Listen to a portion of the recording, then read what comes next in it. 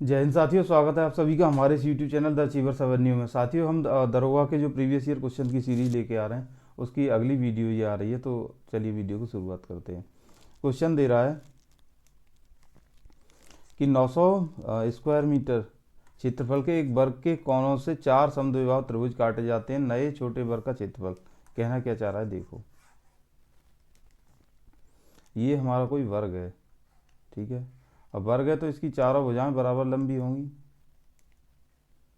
इसकी चारों भुजाओं की लंबाई बराबर होगी। आप कहोगे सही बात है, मतलब कि ये वाली भुजा अगर ए है तो ये ऐसे होगी। और इसके क्षेत्रफल का सूत्र होता है ए स्क्वायर, और ए स्क्वायर हमें कितना दिया है, 900। तो ए बराबर कितना आ जाएगा, 30। यानी कि हम ये कह सकते हैं कि इसकी जो भुजा होगी वो 30 सेंटीमीटर की होगी, ठीक है। तो ये 30-30 सेंटीमीटर की इसकी चारों भुजाएं आ गई। अब कह रहा है कि इसके कोनों से 4 समद्विभाग क्या किया जाता है, देखो। ये इस लाइन के मिड से और इस लाइन के मिड से इस तरह से अगर हम एक वो काट लें त्रिभुज, इस तरह से ये त्रिभुज काट दिया ये वाला। इसको मैं अगर यहाँ पे ऐसे बनाऊँ अलग,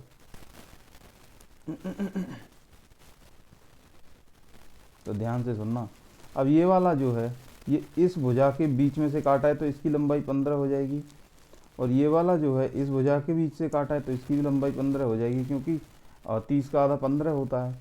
तो ये समद्विबाहु त्रिभुज तो बन गया। आप कहोगे हाँ जी बन गया, समकोण भी है। तो समद्विबाहु त्रिभुज हमें मिल गया ये वाला इस तरह से।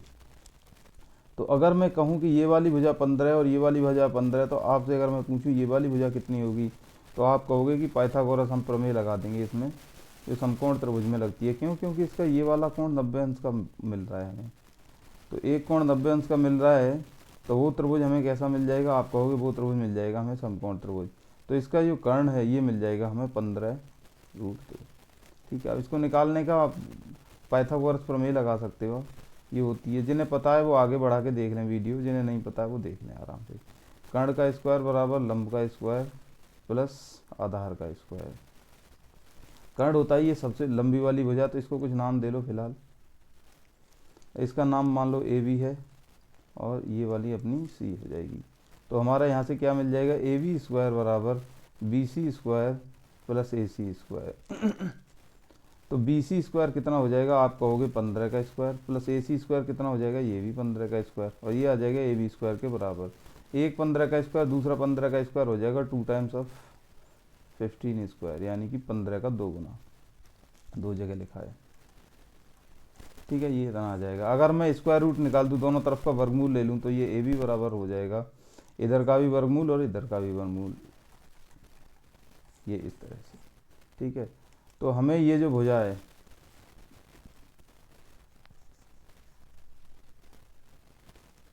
ये वाली जो भुजा है, ये वाली भुजा हमें मिल गई यहाँ से 15√2।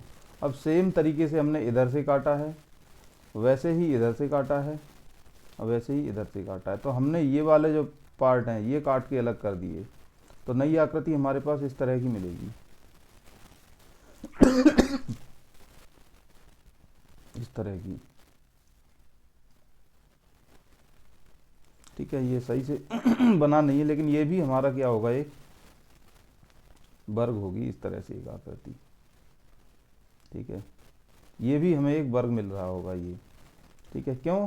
क्योंकि हमें ध्यान से देखो, ये जो है समद्विबाहु समकोण त्रिभुज है, तो इसका ये 45 डिग्री होगा और ये भी 45 डिग्री होगा। अब ये 45 होगा तो ये 45 90 हो गया, बीच में 90 ही बचेगा। तो हमें ये एक क्या मिल रहा है, ये भी एक वर्ग मिल रहा है जिसकी भुजा 15√2 है। तो 15√2 भुजा वाले वर्ग का क्षेत्रफल, छोटे नए वर्ग का क्षेत्रफल पूछा है, इसका क्षेत्रफल क्या हो जाएगा।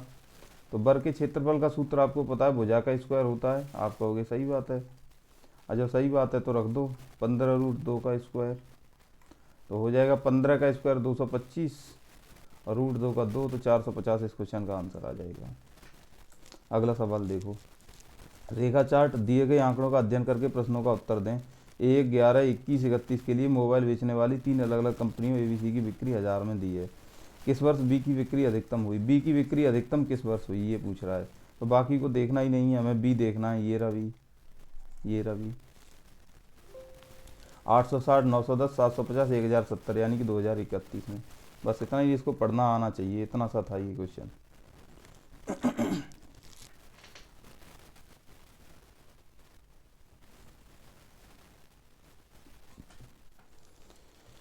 किसी तार को एक वर्ग के आकार में मोड़ा जाता है, ठीक है, तो यह 484 सेंटीमीटर स्क्वायर क्षेत्रफल का वर्ग बनाता है, ठीक है। अगर इसे वृत्त के आकार में मोड़ा तो वृत्त का क्षेत्रफल क्या होगा। ये तार है कोई, इसको ऐसे मोड़ा गया पहले वर्ग के फॉर्म में, इसे वर्ग बनाया गया, वर्ग के आकार में मोड़ा जाए, तो इसका जो क्षेत्रफल है ये 484 स्क्वायर सेंटीमीटर का क्षेत्रफल बनाता है। तो हमें इसका क्षेत्रफल जो है पता है, तो यहाँ से हम इसकी भुजा निकाल लेंगे। आप कहोगे हाँ जी क्यों, क्योंकि क्षेत्रफल बराबर होता है भुजा का स्क्वायर, भुजा का स्क्वायर होता है। अब भुजा का अगर हम वर्गमूल कर ये क्या नाम है, क्षेत्रफल का वर्गमूल करेंगे तो भुजा प्राप्त हो जाएगी। आप कहोगे सही बात है। तो 484 का हम वर्गमूल करते तो सबको पता है कि 22 होता है, तो ये भुजा भी 22, ये भी 22, ये भी 22। आप कहोगे सही बात है, यानी कि तार की लंबाई हमें कितनी मिल गई, तार की लंबाई हमें यहाँ से मिल जाएगी 88 सेंटीमीटर, यानी कि 88 सेंटीमीटर लंबा तार है। और 88 सेंटीमीटर लंबे तार को हम फिर से ऐसे मोड़ दें वृत्ताकार फॉर्म में, तो उसका ये क्षेत्रफल कितना होगा, ठीक है। तो इसके लिए देखो, अब आप लोग पता नहीं कैसे करते हो, हमें तो पता रहता है कि अगर त्रिज्या 7 है, ठीक है, तो उसकी परिधि जो होगी वो 44 होगी और उसका एरिया जो होगा वो 154 होगा। ये सब याद कर लेते हैं जब अच्छे कंपटीशन एग्ज़ाम देते हैं तो, ठीक है। अगर अब इसी अनुपात में बदलती चलती हैं, अगर त्रिज्या दोगुनी हो जाएगी तो ये परिधि भी दोगुनी हो जाएगी, और जब त्रिज्या परिधि दोगुनी होगी तो ये 4 गुना हो जाएगा, इस तरह से। तो ये इसका आंसर होगा, ये हमें याद रहता है। आप लोगों को याद नहीं है तो रख लो, कोई समस्या नहीं है। तो 2πr की वैल्यू दी है हमें 88 मीटर। आप कहोगे सही बात है, 44 बार कट जाएगा। पाई की वैल्यू 22/7 गुना आर रखेंगे तो ये हो जाएगा 22 दूनी 44, और आर बराबर आ जाएगा हमारा 14। आर बराबर हमें अगर 14 मिल गया तो हम निकाल लेंगे फिर इसका एरिया, ठीक है। एरिया का क्षेत्रफल क्या होता है, वृत्त का क्षेत्रफल का सूत्र क्या होता है, तो हम कहेंगे कि पाई आर स्क्वायर ये होता है।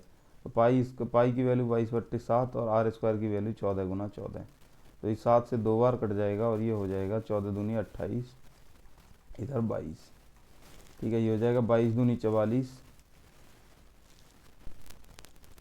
या फिर इसका गुणा कर दो। 28 दूनी कितना होता है 56, और 28 दूनी 56, ये हो जाएगा 6, 5 और 6 11 का 1, और ये अपना 616 आ गया। प्रश्न का उत्तर देने के लिए दंडारेख आंकड़े का अध्ययन कीजिए। 2006 से 9 के लिए टी शर्ट बेचने वाली 3 अलग अलग कंपनियों की बिक्री दी गई है। ब्रांड एक्स टी शर्ट कुल बिक्री के आधे और ब्रांड जेड के कुल बिक्री के बीच अंतर, ठीक है। ब्रांड एक्स की कुल बिक्री के आधे, ब्रांड एक्स की कहाँ गई, ये है ब्रांड एक्स। ब्रांड एक्स की कुल बिक्री यहाँ से जोड़ लेंगे।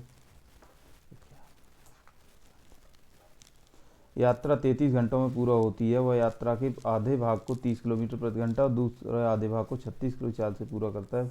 यात्रा की कुल दूरी ज्ञात कीजिए, ठीक है। देखो, दूरी बराबर होता है चाल गुना समय, ऐसे ही है। आप कहोगे हाँ जी सही बात है। तो यहाँ पे चाल हमें 2 चाल दिए हैं, 30 और ये 36, तो यहाँ से औसत चाल निकाल लेंगे। तो औसत चाल हमें मिल जाएगी कैसे, औसत चाल का सूत्र ये होता है twice AB divided by A plus B।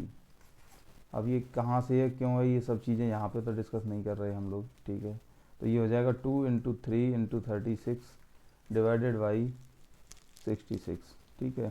तो ये वैल्यू यहाँ पे अगर मैं रख दूंगा तो ये कितना आ जाएगा 30 गुना 36/33। ये चाल आ गई, गुना समय कितना दिया उसने 33 घंटे। 33 से 33 कट जाएगा, 30 × 36 कितना आ जाएगा, ये 36 दूनी 72, 108 ये रहा। सती और रथिन ने 6:5 के अनुपात में किसी व्यवसाय में कुछ पैसे निवेश किए, लेकिन कुछ महीनों बाद सती ने अपना पैसा वापस ले लिया। 12 महीने के अंत में अनुपात 7:10 था। सती रथिन के बीच साझा किया गया, कितने महीने के लिए निवेश किया था। चलो देखते हैं इसको। सती और रथिन ने 6:5 के अनुपात में किसी व्यवसाय में कुछ पैसे निवेश किए, ठीक है। ये है सती और ये है रथिन। इनने 6:5 के अनुपात में पैसे निवेश किए, लेकिन कुछ महीनों बाद सती ने अपना पैसा वापस ले लिया। सती ने कुछ महीने बाद पैसा वापस ले लिया और ये रथिन है ये पूरे 12 महीने लगाए रहा। तो ये जो सती है इसका मान लो इसने x महीने पैसा लगाया, ठीक है। तो इनका जो अनुपात है लास्ट में वो कितना आ रहा है, 7:10। अब देखो जो लाभ होता है,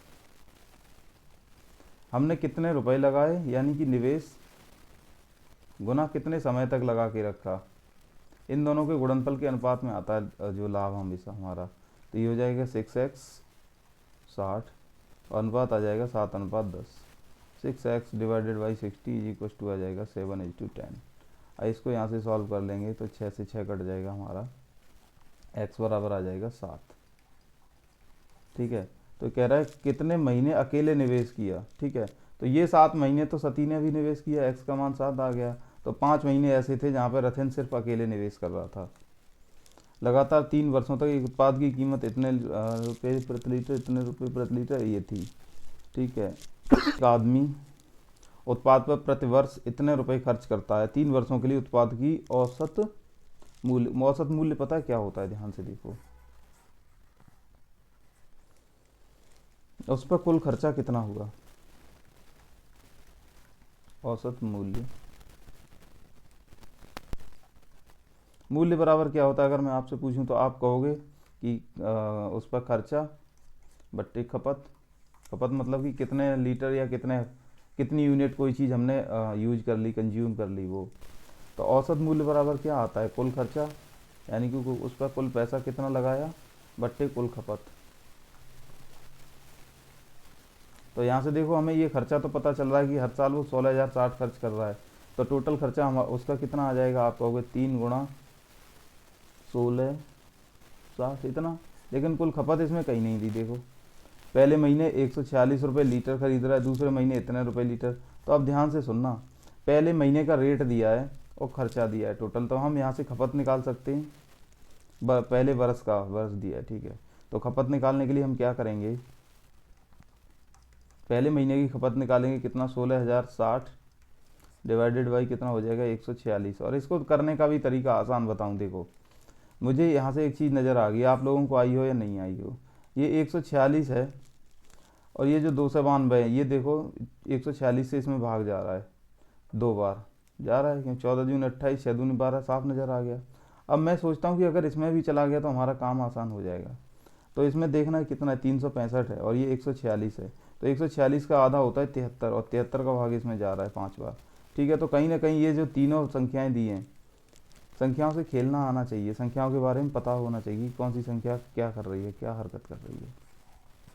तो ये जो तीनों संख्याएं ये 73 का मल्टीपल है 73 का मल्टीपल। तो बस यहीं से हम काम को ख़त्म कर देंगे। कैसे करते हैं देखो, तो पहले महीने की खपत अगर हमारी कितनी आ जाएगी 1606 डिवाइडेड बाई 146, आप कहोगे सही बात है। और दूसरे महीने की ऐसे ही कितनी आ जाएगी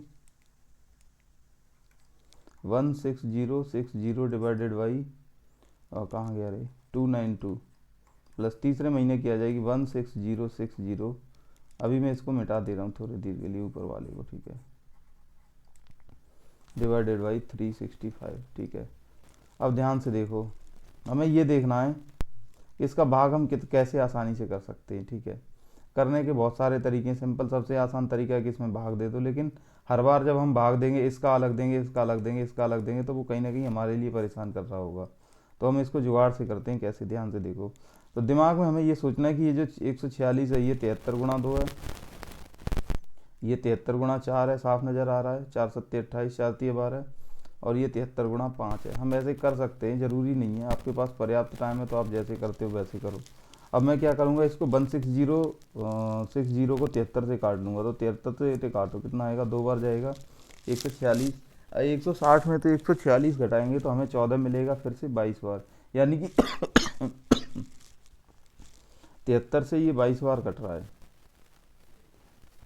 ठीक है, यानी कि 220 बार। एक जीरो भी तो है एंड में, ठीक है। तो ये कट गया, 2 से इसे काट लेंगे 110, फिर ऐसे ही 73 से इसे काट लेंगे 220 बार, और 4 से ये कट जाएगा 55 बार, 4 पंजे कहाँ गया, 4 से इसको काट लेंगे 55 बार 220 को, ठीक है। तो 110 ये, 55 ये, और ऐसे ही 73 से ये कट जाएगा अपना 220 बार, और 5 से ये कट जाएगा 44 बार।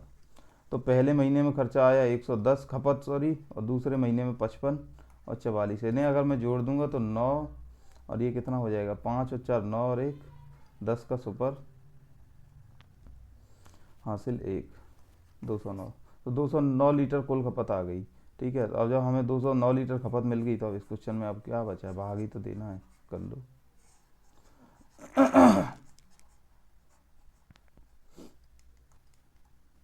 तो कुल खर्चा हमारा दिया है 3 गुणा 16 जीरो 60, यानी कि एक साल में इतना खर्च कर रहा है तो 3 साल में कितना हो जाएगा 3 गुना, और टोटल खपत कितनी है 209। तो क्या भाग भाग जा रहा है क्या किसी का, ये क्या हो जाएगा 7 या 21 नहीं जा रहा,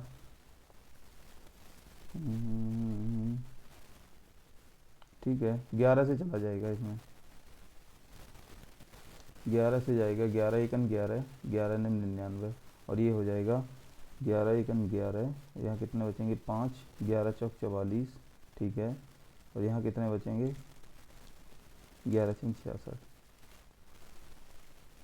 1460, ठीक है। क्या 19 का जाएगा, नहीं जाएगा, पहले ही भाग दे देना चाहिए था, ठीक है अब दे देते हैं, कोई दिक्कत नहीं है। ये हो जाएगा हमारा 14 3 42 36 18, इसमें भाग देना है हमें 19 से, 19 दूनी 38, कितना बचेगा यहाँ पे 5 58, 19 30 57, ये आंसर आ गया। 40 फुट 25 फुट 32 फुट आयाम वाले एक कमरे, मतलब कह रहा ये है कि कोई कमरा इस तरह से मान लो तुम्हारा घनाभाकार है,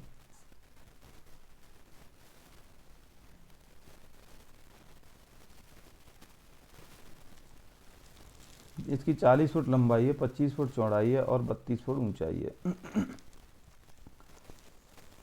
4 दीवारों पर, मतलब कि ये जो दीवारें ये वाली ये वाली ये वाली और ये वाली, इन सब पे पेंट करना है। तो इसका रेट दिया है 7 रुपये प्रति वर्ग फीट। कितनी लागत आएगी, कमरे में 8 बाई 5 के 2 दरवाजे हैं और 3 बाई 2 के 2 खिड़की हैं, ठीक है। अब इनका वक्र पृष्ठीय क्षेत्रफल निकाल लो CSA। तो उसका सूत्र क्या होता है, आप कहोगे ट्वाइस LH प्लस BH। अब ये कहाँ से आया, मेंसुरेशन 3D की वीडियो पड़ी है, उसमें जाके आराम से देख लेना, ठीक है।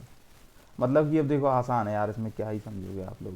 ये वाली दीवार है, अब जितनी ये उतनी इसके पीछे वाली होगी, तो इसका क्षेत्रफल कितना आ जाएगा, ये लंबाई और ये ऊंचाई, तो इसका क्षेत्रफल आ जाएगा LH। तो एक LH ये हमें आगे मिल गया और इतना इसके पीछे, तो कितना हो जाएगा ट्वाइस LH। अब ये वाली जो दीवार दी है हमें, इसको देखो ध्यान से, इसका जो है चौड़ाई वो दी है 25 और इसकी ऊंचाई दी है 32, तो वो कितनी हो जाएगी 25 × 32, यानी कि BH, अभी एक्चुअल पर नहीं जा रहे। ये चौड़ाई और ये ऊंचाई BH। अब जितनी ये है दीवार, जितनी ये वाली, उतनी इसके पीछे वाली ये वाली होगी, ये वाली। आप कहोगे सही बात है, जब सही बात है तो इतना ही इसका और आ जाएगा। तो एक BH और एक BH कितना हो जाएगा 2BH। तो ऐसे ही इसको 2L प्लस 2BH को जोड़ेंगे, कॉमन 2 ले लेते हैं, ये यहाँ से सूत्र आ जाता है, ठीक है। तो LH कितना हो जाएगा, L कितनी दी है 40 और H दी है 32। तो 40 गुणा 32 कितना हो जाएगा, 4 तिया 12 और 4 दूनी 8।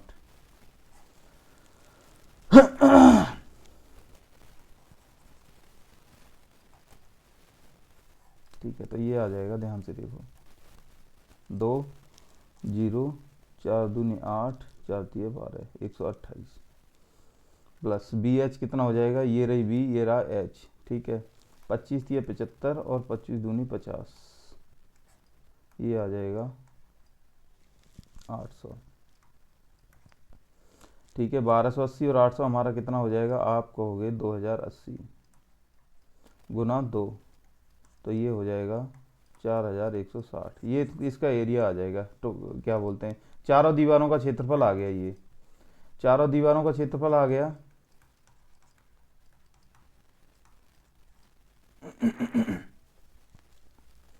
जब ये चारों दीवारों का क्षेत्रफल आ गया, अब इसमें से ये जो है हमारा दरवाजे और खिड़की, ये निकाल दो इसमें से, तो एक दरवाजे का क्षेत्रफल कितना हो जाएगा, 8 पंजे 40, 2 दिए हैं तो कितना हो गया 80, और एक विंडो का कितना हो जाएगा 6, 2 दिए हैं तो कितना हो गया 12। तो 92 वर्ग स्क्वायर इसमें से घटाना है, तो वहाँ पे तो पेंट नहीं होगा ना। 41 60 माइनस 92, ठीक है, इसे घटाएंगे तो हमें डिफरेंस में 8 मिल जाएगा, गुना यूनिट डिजिट पे 8 मिल जाएगा। 7 का रेट दिया, 7 8 56, 6 यूनिट डिजिट होना चाहिए सब में, ठीक है। आगे बढ़ते हैं तो 10 में से 8 2 गया, 8 बचेगा, यहाँ बचेगा 5, 15 में से 9 गया, 6 बचेगा। अगर मैं इसमें गुणा करूँगा, ठीक है, हो जाएगा 7 8 56 के 6 हासिल 5 और 7 6 42 5 47, यानी कि 76 जहाँ एंड में आ रहा होगा वो ही है ऑप्शन, खत्म। चक्रवृद्धि ब्याज की प्रतिवर्ष 30% की दर से इतने उधार दी जाती है तो कितने वर्ष बाद ही इतनी हो जाएगी, ठीक है। चक्रवृद्धि ब्याज जब हम देते हैं तो हमें पता है कि 10:13 के अनुपात में बढ़ेगी ये राशि 30% की रेट पे पहले वर्ष में, तो दूसरे वर्ष में कितनी हो जाएगी 100:169, ऐसे ही बढ़ती चली जाएगी। आप कहोगे हाँ जी सही बात है। तो इनका अगर मैं रेशियो निकालूँ, इसका और इसका, इन दोनों का, तो देखो कैसे निकलेगा, ध्यान से सुनना। ये दिया है मुझे 20500 34645, मुझे दिखाई दे रहा है कि इसके एंड में 5 है तो 5 से ही कटेगा, तो 5 से ही काटो फिर इसको।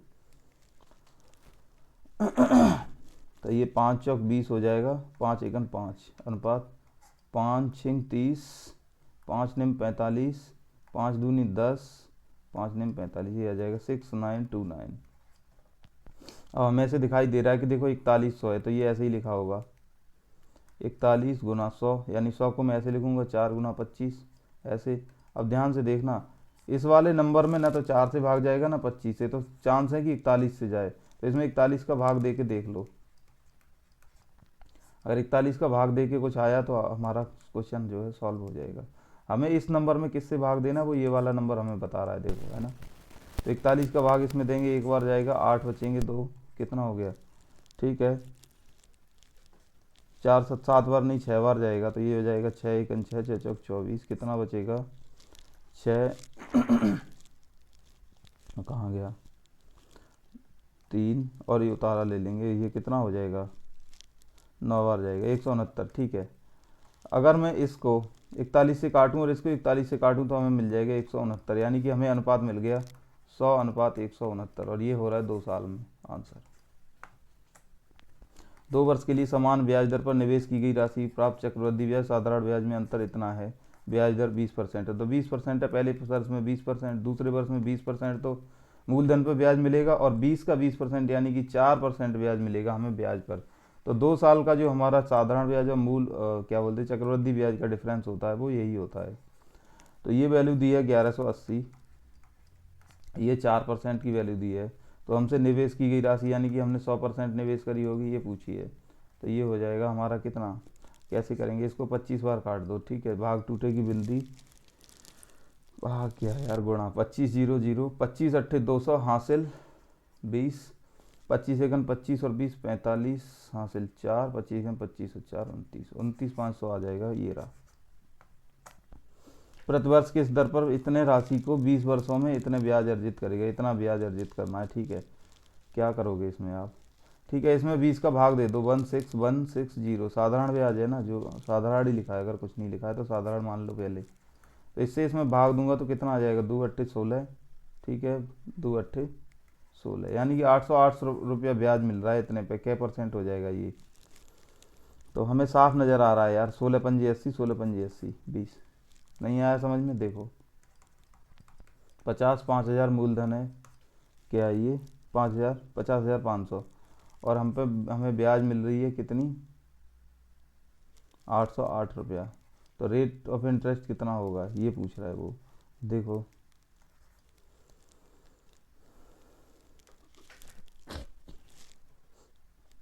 कहाँ गया, हाँ, तो इसका रेट ऑफ इंटरेस्ट या तो ऑप्शन से देख के मार दो, देखो जैसे 20 का गुणा अगर मैं करूँगा तो 20 पंजे 100, 20 पंजे 100, कुछ ऐसा आएगा, आंसर नहीं हुआ। 16 का करूँगा 16 पंजे 80, 16 पंजे 80 मिल गया, 18 पंजे 90 इस तरह से आएगा, और ये 14 पंजे 70 इस तरह से आएगा। तो यहाँ पे हमारा मिल रहा है, नहीं तो बेसिक आपको पता ही होगा सब लोगों को, उसमें क्या ही बता दूँ मैं आपको। एक किंडल को इतने में बेचने पर 45% का लाभ होता है, 35% का, यदि 810 में बेचा जाता है, हानि लाभ ज्ञात करो। ठीक है, यानी कि 35% प्रॉफिट हो रहा है, तो ये वस्तु हमारी हो जाएगी 100 से 135 की। यही अनुपात ले लेंगे तो 20:27 आ जाएगा। तो ये कह रहा है ये इसका लागत मूल्य है और ये उसका विक्रय मूल्य है। कह रहा है कि अगर इसे 810 में बेचा जाए तो इस पर वास्तविक लाभ हानि क्या होगा। अब देखो, अभी इसका हम जो है वो निकालेंगे, क्या बोलते हैं, लागत मूल्य। जब तक लागत मूल्य पर नहीं पहुंचेंगे लाभ हानि निकाल नहीं पाएंगे। तो ये जो 27 यूनिट दी है ये विक्रय मूल्य की वैल्यू है, तो वैल्यू दी है 1458, ये दी है 27% की। 20% की चाहिए, 27 का भाग इसमें देंगे कितना बार जाएगा, तो 5 15 होता है ना, 5 बार ही देना चाहिए, आई थिंक 5 बार देते हैं। तो ये कितना हो जाएगा, 5 दूनी 10, 5 सत्ते 35, 135 बार चला जाएगा। यहाँ पे बचेगा 0 1 108 27 यानी कि 54 बार चला जाएगा। 54 गुणा 20 यानी कि 1080, ये उसका लागत मूल्य आ गया। एक आ गया ये 1080। ठीक है, 810 में उसको बेच दिया तो कितना घाटा हो गया, 80 तो ऊपर घाटा हो गया और 190 नीचे, यानी कि 270 घाटा हो गया। तो कितने परसेंट हुआ, देखो लाभ वाले तो दोनों ऑप्शन चुपचाप काट दो, लाभ तो हो ही नहीं रहा, घाटा हो रहा है। तो या तो 21% होगा या 25% होगा। तो क्यों ना पहले 25% को टैली कर लेते हैं। अगर 25% कैसे निकाल लेंगे हम, 1080 का आधा करो फिर उसका आधा करो, तो इसका आधा होता है 540 और इसका आधा होता है 270, इसी पे सेट हो गया, खत्म। अगर ये आपको समझ में नहीं आया मतलब कि कैसे कर लिया, तो सिंपल, हमें 25% निकालने के लिए उसको चौथाई कर देते हैं। और अगर आप लोगों को लगता है कि आपको बेसिक से करना चाहिए तो अपना वैसे कर लेना कि 270 गुना 1080 गुना 100%, इस तरह से आप इसको कैलकुलेशन कर लेना, मैं तो नहीं करूँगा। मान जो खुद के 7% से इतना अधिक है, खुद के 7% से। अब देखना, कोई वस्तु है वो खुद की 100% होती है, आप कहोगे हाँ जी सही बात है। अब वो कह रहा है कि उसका 7% से वो इतनी अधिक है, 1.86, यानी कि ये जो वाली वैल्यू है ये 93% की वैल्यू है उस संख्या की। ठीक है, तो 93 की वैल्यू दी है, 1.86 100 की निकाल लो, तो ये कितना हो जाएगा, 2 जीरो से ये 2 दशमलव के अंक उड़ जाएंगे, 2 बार चला जाएगा, खत्म, 2 आ गया। 4 अंकों की सबसे छोटी जिसे इस हिस्से विभाजित करने पर शेषफल 9 रहता है। देखो इस क्वेश्चन को, कितना लाडला क्वेश्चन दिया भाई ने। अब ध्यान से देखना, इसमें से अगर मैं 9 घटाऊंगा तो हमें यूनिट डिजिट कितना मिलेगा, 8, या 10 का भाग, कोई ऐसी संख्या जिसका इकाई का अंक 8 है उसमें 10 का भाग जाएगा, नहीं जाएगा। इसको अब देखो, ये है, ये कितना हो जाएगा 1080, अगर मैं इसमें से 9 घटाऊंगा, 10 का जा रहा है, 12 का जा रहा है ना, 15 का जा रहा है, 24 का जा रहा है, 30 का जा रहा है, सब का जा रहा है। अच्छा ये अभी मत चेक करो, मान लो कि इसमें जा रहा है नहीं जा रहा, देखो ही मत। इसमें से 9 घटाएंगे तो यूनिट डिजिट हमें कितना मिलेगा, 4, क्या भाग जाएगा, नहीं जाएगा। इसमें से 9 घटाएंगे यूनिट डिजिट 1 मिलेगा, 10 का ही भाग नहीं जाएगा। तो इसमें भी नहीं जा रहा, इसमें भी नहीं जा रहा, एक ही ऑप्शन है, वही आंसर है। 44 66 88 110 मीटर नापने वाली की अधिकतम क्षमता। अब देखो हमें इन सब में 11 का मल्टीपल नज़र आ रहा है, आंसर हमारा वही होगा जो 11 का मल्टीपल होगा आंसर। इसका वर्गमूल क्या होता है, ध्यान से देखना। अगर मैं इसका वर्गमूल करूंगा तो इकाई का अंक जो है 9 मिलेगा, इसमें 1 है, नहीं है आंसर। इसका करूंगा इसमें भी मुझे 9 मिलेगा, ये भी नहीं है आंसर। इसका करूंगा 1 मिलेगा, इसका करूंगा तो भी 1 मिलेगा। अब हमें ये देखना है कि इन दोनों में से कौन सा आंसर हो सकता है। देखो, तो या तो आप इन दोनों का गुणा करके देख लो कि 14.9 गुणा 14.9 और 14.1 गुणा 14.1, या फिर इसका भाग विधि से आप वर्गमूल ले लो अपना। ठीक है, ये ऐसे जो भी आप लोग करते हो, ये जोड़े बना लो, जोड़े बिगाड़ दो, वो सब अपने करते रहना। हम तो कम से कम नहीं करेंगे, मैं तो इस गुणा भी नहीं करूँगा। क्यों, देखो ये जो है 222 दिया है, 225 के आसपास है, यानी कि ये जो वैल्यू है इसका वर्गमूल 15 से थोड़ा सा ही कम होगा, खत्म हो गया। प्रश्न चिन्ह के स्थान पर क्या आएगा, अब ये देखो ये क्या दिया है, 12 इंटू 12 का क्यों, यानी कि 12 स्क्वायर का क्यों, तो 12 की पावर 6 हो जाएगी, डिवाइडेड बाई ये 12 का स्क्वायर है, 12 की पावर 2 गुणा 12 की पावर 1, तो जोड़ेंगे कितना हो जाएगा, 12 की पावर 3 और 3 के ऊपर 3 पावर दी है तो 12 की पावर 9 इंटू ये कितना हो जाएगा। अब देखो इसको कैसे करेंगे, अब या तो इसका वही फैक्टर वैक्टर कर आके कर लो, नहीं तो एक चीज़ ध्यान से देखना, 20736 ये दिया है। अब ये किसका स्क्वायर हो सकता है, ये देखो इसके अंक कितने हैं, तो आप कहोगे 2 2 4 और 1 5, 5 अंक की संख्या है, तो इसका जो वर्गमूल होगा वो 3 अंक का होगा। अब ये वर्गमूल की उसमें पढ़ते हैं हम लोग कि उसकी क्या प्रॉपर्टी होती है वर्गमूल की। तो मुझे ज़्यादातर चांस ये लग रहा है क्योंकि इधर भी 12 यहाँ भी 12, हर जगह 12 के ही मल्टीपल दिए हैं, तो संभावना है कि 144 का स्क्वायर हो। मुझे भी नहीं है, ठीक है। अब इसको थोड़ा सा चेक करने की कोशिश करते हैं। और ये अगर मैं सिर्फ 14 का करूँ तो 196 आता है, तो 196 से थोड़ा सा ही तो अधिक है, तो कहीं ना कहीं हमें यहाँ से ही 2-3 चीज़ें मिल गई। अच्छा, यूनिट डिजिट से चेक कर लो कि 4 चौक 16 होता है, तो ये 6 भी दिया है, तो मैं मान लेता हूँ कि 144 का स्क्वायर होगा। 144 का स्क्वायर मतलब 12 के स्क्वायर का स्क्वायर, तो ये हो जाएगा 12 की पावर 4 और उसकी पावर 2। तो इसको मैं अगर सही से लिखूंगा तो ये हो जाएगा 12 की पावर 8 बराबर 12 की पावर क्वेश्चन मार्क। तो इसको ऐसे लिख लो 12 की पावर 6 डिवाइडेड बाई 12 की पावर 9 गुणा 12 की पावर 8। तो ये 6 से ये कट जाएगा 3 बार, 12 की पावर 3, और ये इसको घटा देंगे तो आ जाएगा 12 की पावर 5 बराबर 12 की power question mark. Question mark की जगह पे 5 आ जाएगा आंसर। खत्म। अगला देखो, कह रहा कौन सी संख्या 6 से विभाज्य है। ये तो है ही नहीं दोनों, क्योंकि 6 से विभाज्य होने के लिए 2 या 3 से डिविजिबल होना चाहिए। अब इसमें देख लेते हैं, जो 3 का जो है मल्टीपल होगा वही हो जाएगी, ठीक है। तो ये 6 काट दो, 3 काट दो, 6 काट दो, 6 काट दो, ये नहीं है, ये हो गया 6 काट दो, 3 3 6 काट दो, यही है, ठीक है। मतलब जितने 3 पूरे होते जाए उतने काटते जाओ, क्योंकि 3 से डिविजिबिलिटी चेक करनी है, या फिर इनके अंकों का योग करके 3 से भाग दे के देख लो। मैं तो नहीं दे के देख रहा, आपका मर्जी है। तो ये 250 है, इसको मैं क्या लिख सकता हूँ, आप कहोगे 25 गुणा 10 लिख सकते हो। इसको 10 को क्या लिख सकते हैं, 5 गुणा 2 लिख सकते हैं। तो ये क्या हो जाएगा, 5 की पावर 3 गुणा 2 की पावर 1। गुणनखंडों की संख्या निकालते हैं तो हमारा क्या आ जाता है, पावर में 1 जोड़ देते हैं। क्यों जोड़ देते हैं वो सब सीखा है हमने। तो ये हो जाएगा 4 गुणा 2 8 आंसर।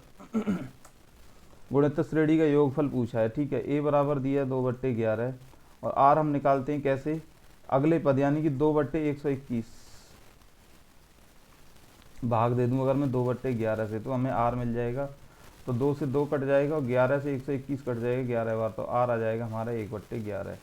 तो आर हमें मिल गया 1/11, और पदों की संख्या दी है एन, ठीक है। तो सूत्र हमारा क्या होता है, sum of n term of GP क्या होता है, एन डिवाइडेड बाई 2, ये सॉरी क्या लगा दिया मैंने, a into 1 minus r to the power n divided by 1 minus r, ठीक है। तो वैल्यू रख दो, ए कितना है 2/11, 1 माइनस आर कितना हो जाएगा, तो आप कहोगे आर हो जाएगा हमारा 1/11 की पावर एन बट्टे 1 माइनस आर। 1 माइनस आर इधर ही निकाल लो तो क्या आ जाएगा 10/11। 10 से सॉरी क्या काट दिया मैंने 11 से 11 कट जाएगा, ठीक है, और 2 से 10 कट जाएगा 1/5। तो 1/5 जहाँ भी आ रहा होगा इसी को मान लो यही होगा 1/5, ठीक है। ये कट गया, थोड़ा सा माफ़ी चाहूँगा मैं। तो ये आंसर इसका आ जाएगा 1/5 इधर लिख दे रहा हूँ, 1/5 ब्रैकेट में 1 माइनस 1 डिवाइडेड बाई 11 की पावर एन, पावर अंदर है ब्रैकेट से, ठीक है, बट्टे कुछ भी नहीं। अगर y/z 1/3 है तो y³ plus x³ y³ minus x³, ये x नहीं होगा z होगा, ठीक है। यहाँ पे z दिया तो यहाँ पे भी z ही होना चाहिए, ठीक है। इसकी वैल्यू पूछिए हमसे। तो देखो y³ प्लस z³ बट्टे y³ माइनस z³, तो हमें पहली चीज़ दिखाई देगी कि दोनों जगह घात समान है, ऊपर भी 3 है नीचे भी 3 है। तो हम इनकी जो है रेशियो वाली वैल्यू रख सकते हैं। आप कहोगे हाँ जी रख सकते हैं, तो रख दो। तो y की जगह 1 हो जाएगा, ये 1 हो जाएगा, z³ कितना हो जाएगा 27, तो 27 और 1 28 हो जाएगा। और नीचे कितना हो जाएगा 1 माइनस 27 यानी कि माइनस के 26, माइनस यहाँ आ जाएगा, तो माइनस 14/13 इसका आंसर हो जाएगा। लागत दोगुना हो जाती है लेकिन बिक्री मूल्य अपरिवर्तित रहता है, तो 10% का नुकसान होता है। यानी कि यहाँ पर कोई लागत थी, ये लागत उसने दोगुनी कर दी तो उसे, और जो बिक्री मूल्य है वो जितना पहले था उतना ही रहा। यहाँ पे अगर बिक्री मूल्य ये डब्बा है तो यहाँ पे भी बिक्री मूल्य यही रहा, ये कह रहा है। तो 10% की नुकसान होता है, यानी कि 10% का नुकसान मतलब कोई वस्तु 10 की लेके वो 9 में बेच रहा है, ठीक है। तो अब उसने क्या बोला कि बिक्री मूल्य अपरिवर्तित रहता है, तो पहले भी विक्रय मूल्य हमारा 9 ही रहा होगा। आप कहोगे हाँ जी सही बात है, लेकिन ये कह रहा है कि जो लागत मूल्य वो अभी दोगुना हो गया, तो पहले लागत मूल्य कितना रहा होगा 5। आप कहोगे सही बात है, कितना प्रॉफिट हो रहा है 4, तो 80% हो गया ना 15/40, 1350 के मूल्य में 15 दर्जन पेन खरीदता, 450 रुपये के 5 दर्जन बेचता है, प्रतिशत लाभ हानि। अब देखो जितना माल खरीदा उतना बेच के प्रतिशत लाभ हानि निकाल सकते हैं। तो 1 दर्जन का मूल्य हम अगर यहाँ से निकालें तो कितना हो जाएगा 15 निम्मा 135, तो 1 दर्जन का जो है क्रय मूल्य आ जाएगा 90 रुपये और विक्रय मूल्य यहाँ से निकाल लो तो 5 का भाग इसमें देंगे, 5 दिन 45, 5 दिन 45, यानी कि 99 रुपये विक्रय मूल्य। 10% का हानि नहीं होगी, मुनाफा होगा। 6, 8, 12 का चौथा अनुपाती 8 गुना 12/6 16। पी का 5% 10 है और क्यू का 10% 5 है, यानी कि पी का 5% हमें मिल गया 10 और क्यू का 10% मिल गया हमें 5। आर क्यू बट्टे पी के बराबर है, क्यू बट्टे पी बराबर है, तो आर का मान ज्ञात करो। ठीक है, ये आर है, इसके बराबर, तो वैल्यू रख देंगे क्या है। अब यहाँ से पी की वैल्यू निकालने के लिए हम क्या करेंगे, 5% को उधर ले जाएंगे, तो यहाँ से पी बराबर हो जाएगा 10/5% और यहाँ से क्यू बराबर हो जाएगा 5/10%। ये वैल्यू मिल गई क्यू की, ये पी की रख दो। क्यू की वैल्यू कितनी है, 5/10% बट्टे 10/5%। अब ये आता ही होगा, नहीं तो सबसे नीचे वाला सबसे ऊपर, बीच वाला बीच में पहुंचा दो, तो ये जाएगा 5 गुणा 5% बट्टे 10 गुणा 10%, तो ये हो जाएगा 25%, से परसेंट कट जाएगा, 25 चौका 100, 1/4 आ जाएगा। 19% की छूट के बाद एक टेबल का विक्रय मूल्य इतना है, क्रय मूल्य अंकित मूल्य का 50% है, तो क्रय मूल्य कितना होगा। कुछ नहीं, हमें इसका पहले विक्रय मूल्य निकाल लो, क्या नाम है वो, अंकित मूल्य। 19% की छूट दी है, तो यानी कि अगर हमारा जो अंकित मूल्य है वो अगर 100 है, तो विक्रय मूल्य जो है वो हमारा 19% की छूट यानी कि 81 रहा होगा। सही बात है। तो हमें निकालना क्या है, क्रय मूल्य। तो पहले हम अंकित मूल्य निकाल लेते हैं, क्योंकि अंकित मूल्य का क्रय मूल्य का संबंध दिया है कि अंकित मूल्य क्रय मूल्य का 2 गुना है, यानी कि क्रय मूल्य अंकित मूल्य का आधा। एक ही बात है, कैसी बोल लो। तो इसको निकालने के लिए क्या हो जाएगा, 17010 डिवाइडेड बाई 81 इंटू 100%, तो ये हो जाएगा 8 दूनी 16, यानी कि 162 बार चला जाएगा। यहाँ पर बचेगा कितना, 8 81 21 210, यानी कि वैल्यू आ जाएगी अंकित मूल्य की 21000 इतना। अब ये जो है क्रय मूल्य इसका 50% है, यानी कि इसका आधा है, 1050 का 10,500 ये आ गया। ठीक है, तो आज हमने कई सारे क्वेश्चन देखे और हमने बहुत ही आसानी से किया। ये सारे क्वेश्चन प्रीवियस ईयर एग्जाम में पूछे गए, तो आप देखते रहिए, वीडियो में बने रहिए, लाइक शेयर सब्सक्राइब कीजिए। थैंक यू, जय हिंद।